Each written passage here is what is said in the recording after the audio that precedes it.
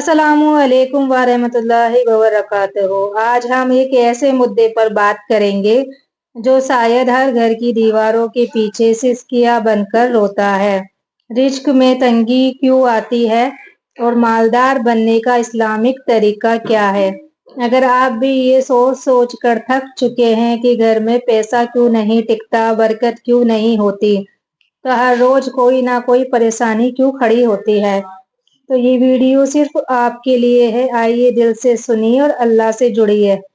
पहला हिस्सा, रिज्क में तंगी आने की वजह। नमाजों की पाबंदी छोड़ देना। जब इंसान अल्लाह से दूर होता है तो रिज्क भी उससे दूर हो जाता है। अल्लाह फरमाता है, और जो मुझसे याद फेर लेगा उसकी जिंदगी तंगी में गुजरेगी।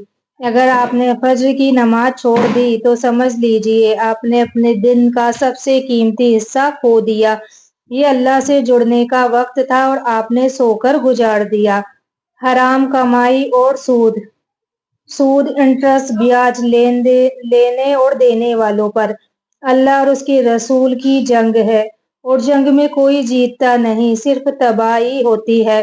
अगर हमारे घर में सूद की आमदनी है तो फिर चैन, सुकून, बरकत कैसे आएगी। नबी सल्लल्लाहु ताला अलैहि वसल्लम की सुन्नतों से दूर हो जाना। जो नबी की सुन्नतों से प्यार नहीं करता वो अपने हाथों से बरकत मिटा रहा है। सुन्नतें बरकत का रास्ता है, चाहे वो खाने के पहले बिस्मिल्लाह कहना हो, दाएं हाथ से खाना हो या कमाने से पहले दुआ पढ़ना हो।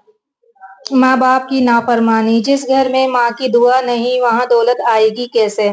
माँ की आंख से गिरी एक आंसू की कीमत पूरा जहान भी नहीं चुका सकता। अगर आपने अपने माँ बाप का दिल दुखाया है तो सबसे पहले माफी मांगिए, क्योंकि उनकी दुआओं में ही आपकी कमाई की चाबी है। बीवी बच्चों के साथ बुरा व्यवहार। जिस घर में औरत रोती है वहाँ फरिश्ते दुआ नहीं बद्दुआ करते हैं। अल्लाह ने औरत को सुकून का जरिया बनाया है, अगर उसे ही तकलीफ देंगे तो सुकून कैसे मिलेगा। सुभान अल्लाह, अल्हम्दुलिल्लाह, अस्तगफिरुल्लाह छोड़ देना। अल्लाह ने खुद वादा किया, अगर तुम मेरा शुक्र करोगे तो मैं और ज्यादा दूंगा, लेकिन हम शुक्र भूल जाते हैं और शिकायत कर लेते हैं। दूसरा हिस्सा, मालदार बनने का इस्लामिक तरीका। अब सवाल ये है, अगर हम तंग दस्ती से निकलना चाहें तो क्या करें। आइए सुनते हैं कुरान और हदीस से कुछ ऐसी बातें जो आपकी जिंदगी बदल सकती है। हर नमाज के बाद या वहाबू 100 बार पढ़े। या वहाबू का मतलब है बिना हिसाब देने वाला। हर नमाज के बाद 100 बार पढ़िए, अल्लाह से कहिए, ए वहाब, तुझे देना आता है, मुझे मांगना नहीं आता, लेकिन मुझे अपने खजानों से कुछ दे दे।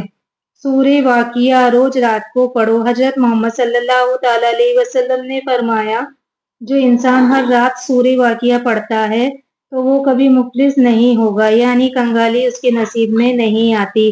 5 रुपए भी सदका करो हर हफ्ते। सदका आग को बुझा देता है, गमों को धो देता है, तंगी को मिटा देता है, चाहे वो 5 रुपए ही क्यों ना हो।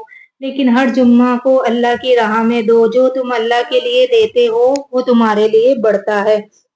बीवी के खर्च से मत डरना। नबी पाक ने फरमाया, जो खर्च तुम अपनी बीवी पर करते हो वो सदका है। इसलिए बीवी को खर्च देने से ना डरे, बल्कि नियत करे कि अल्लाह की राह है। सुबह जल्दी उठो। नबी पाक ने दुआ की है, अल्लाह मेरी उम्मत की सुबह में बरकत दे, यानी जो इंसान सुबह जल्दी उठकर काम करता है उसके काम में बरकत होती है। इस्तगफार 100 बार रोजाना। जब आसमान बंद हो जाए, जब दरवाजे बंद हो जाए तो अस्तगफिरुल्लाह पढ़ो। अल्लाह ने फरमाया, जो मुझसे माफी मांगता है मैं उसे बारिश की तरह रिज्क देता हूँ। तीसरा हिस्सा, किस्सा जो दिल बदल दे। एक औरत थी, 3 बच्चों की माँ। उसका शौहर रोज गुस्से में रहता, घर में तंगी थी, बिजली का बिल भी नहीं भर पाती थी। एक दिन उसने सिर्फ 2 बातें शुरू करी, हर नमाज के बाद या वहाबू, हर शुक्रवार को 10 रुपए का सदका। और 6 महीने बाद उसकी जिंदगी बदल गई। उसका शौहर अब नौकरी करता है, बच्चों की स्कूल की फीस बिना मांगे भर जाती है, और वो कहती है, अल्लाह ने मुझे नहीं बदला, मेरे दिल का यकीन बदला है, और फिर सारा जहां बदल गया। चौथा हिस्सा, अल्लाह से सच्चे दिल से मांगो। अल्लाह किसी को मजबूरी से नहीं, यकीन से देता है। उठो, रोकर मांगो, सजदे में गिरो और कहो, اے اللہ، اگر آج تک کسی نے تجھے پکارا اور تو نے دیا تو آج میں بھی پکار رہی ہوں، مجھے بھی دے دے۔ اگر ویڈیو نے آپ کے دل کو چھوا ہے تو اسے شیئر ضرور کریں، کیونکہ ہو سکتا ہے آپ کی وجہ سے کسی کے گھر کی تنگی ختم ہو جائے۔ اور دعاؤں میں یاد رکھیے اور ہاں، اپنے عمل میں